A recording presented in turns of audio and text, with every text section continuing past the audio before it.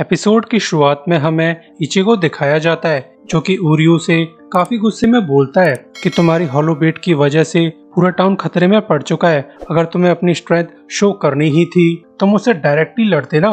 जिस पर उरियो कोई भी जवाब नहीं देता, मगर तभी इचिगो के पीछे से एक हॉलो आ जाता है जिसे इचिगो एक ही स्लैश में मार देता है। यानी इचिगो बहुत ज्यादा गुस्से में है, मगर तभी कौन आसमान की तरफ इशारा करके बताता है कि अभी हॉलोस की बारात आना बाकी है। तो ऊपर देखते ही सभी की चटक जाती है क्योंकि आसमान से काफी सारे हॉलो इस तरफ आ रहे थे। तो उरियो अकेले ही इन हॉलोस का सामना करने के लिए निकल जाता है और इसी समय रुकिया इचिगो को बताती है हमारा क्लासमेट उरियो दुनिया का आखिरी क्विंसी है, क्योंकि 200 साल पहले ही क्विंसी क्लैन इंस्टिंक्ट हो चुके हैं और उन्हें खत्म करने वाले और कोई नहीं सोल रीपर्स हैं। इसके बाद हमें कुछ समय पुराना सीन दिखाया जाता है जहां पर उराहारा रुकिया को बता रहा था कि क्विंसीज की वजह से तीनों रेल्म्स खतरे में पड़ चुके थे, तो न चाहते हुए भी शिनिगामीज को क्विंसीज का खात्मा करना पड़ा।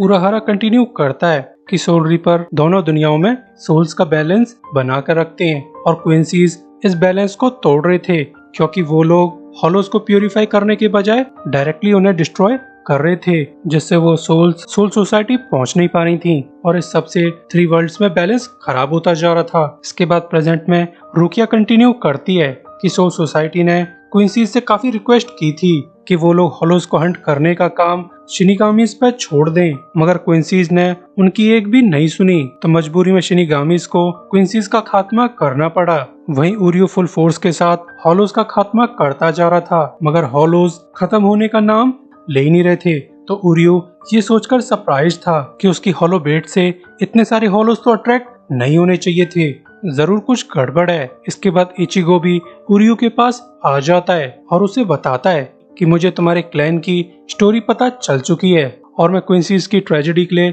काफी सॉरी फील करता हूँ, मगर फिर भी मेरे हिसाब से तुम्हारे काम करने का तरीका बिल्कुल गलत है। तुम्हें अपने आप को प्रूव करने के लिए टाउन को खतरे में नहीं डालना चाहिए। तो उरियो बताता है कि फॉल ऑफ क्विंसी तो काफी पुराना मैटर है, मुझे उस सब से कोई फर्क नहीं पड़ता।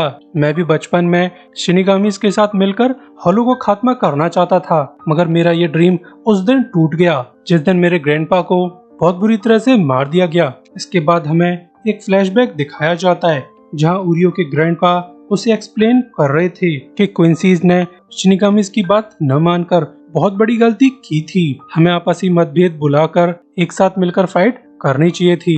वहीं प्रेजेंट में उरियो इचिगो को बताता है कि मेरे ग्रैंडपा पर सोल रिपर्स हमेशा नजर रखते थे, मगर एक दिन मेरे ग्रैंडपा पर 5 हॉलोज ने हमला कर दिया जिन्होंने मेरे ग्रैंडपा को ब्रूटली मार दिया। और ये सब सीन वहाँ मौजूद शिनिगामीज देखते रहे और उन्होंने मेरे ग्रैंडपा को बचाने की कोशिश भी नहीं की। वो चाहते तो मेरे ग्रैंडपा को बचा सकते थे। इसके बाद उरियो इचिगो से बोलता है कि अगर तुम्हें मेरे तरीके गलत लगते हैं तो चुपचाप बैठकर तमाशा देखो। तो ये सब सुनकर इचिगो काफी ज्यादा सॉफ्ट पड़ जाता है और वो उरियो से कहता है कि तुम्हारे ग्रैंडपा चाहते थे कि क्विंसीज और शिनिगामीज मिलकर एक साथ लड़ाई करें, तो क्यों ना हम दोनों एक साथ इन हॉलोस का सामना करें। तो ये सब सुनकर उरियो काफी ज्यादा सरप्राइज था।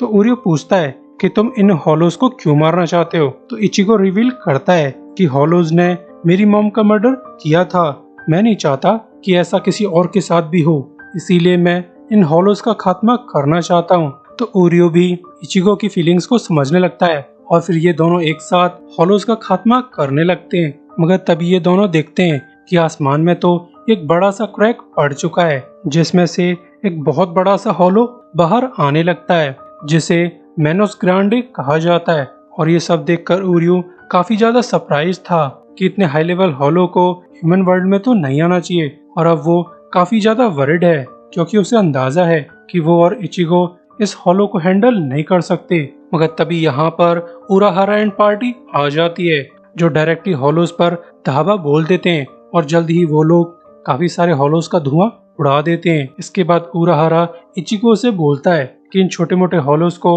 हम संभाल लेंगे, तुम उस जाइंट हॉलो का सामना करो। इसके बाद रुकिया इचिगो को बताती है कि सैकड़ों हॉलोस को मिलाकर एक मेनोस ग्रांडे बनता है जो कि बहुत ज्यादा स्ट्रॉन्ग होता है और उसे नॉर्मल शिनिगामी हैंडल नहीं कर सकता। तो इचिगो उरियो से बोलता है कि कोई ज्यादा प्लान वगैरह बनाने की जरूरत नहीं है, हम इसे नीचे से काटना चालू कर देते हैं कभी तो ये ऊँट छोटा होगा। वेल इचिगो के पास इस क्रेजी आइडिया के अलावा और कोई प्लान भी नहीं था।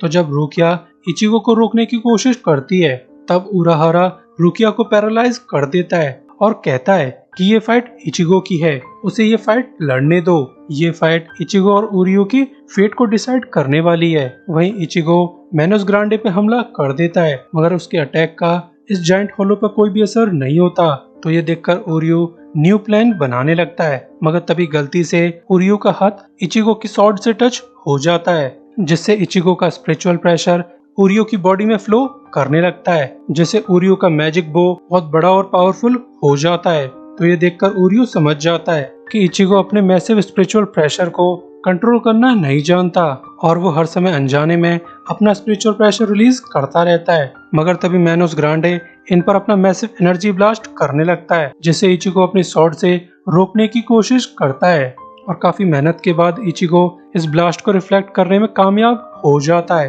तो ये देखकर मेनोस ग्रांडे वापस से अंडरवर्ल्ड लौट जाता है। वहीं अब इचिगो की पावर ओवरफ्लो हो रही थी और थोड़ी ही देर में इचिगो का spiritual pressure out of control होने लगता है जिससे इचिगो की स्वॉर्ड ग्लो करने लगती है और इस सब से इचिगो मारा भी जा सकता है।